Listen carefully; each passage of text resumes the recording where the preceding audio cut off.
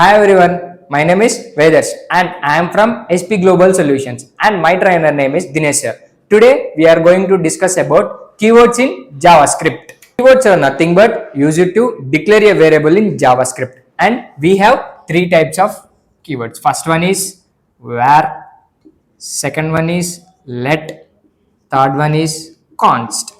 These three are the keywords in JavaScript. But by using these three keywords, we can declaring the variables in JavaScript. So we discuss about the first keyword where. Where is a keyword and it can use it to declare the variable in a JavaScript, and simply where is supporting from old version browsers onwards, and where can support only reassign and redeclaration. For example, where a is equal to 10, a is equal to 20, this is reassign, and where a is equal to 30, redeclaration. So in where it simply reassign is possible, redeclaration is possible. And the second keyword is let. And let is also a keyword. It is used to declare a variable in JavaScript. It supports new version browsers onwards, and simply let can support only reassign. It cannot support redeclaration.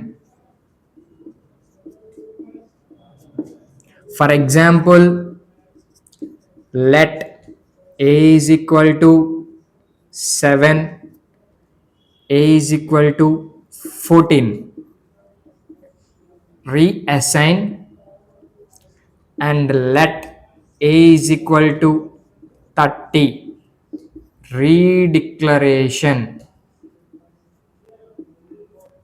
Not possible, reassigning only possible. Simply let can support only in let. By using let, we can reassign the values only, but we cannot redeclare the values. The last one is const. Const is also a keyword. It is used to declare a variable in JavaScript. It supports from also new version browser onwards, and simply const cannot support reassign and redeclaration. Both are not possible. For example, const a is equal to 10. This is fixed.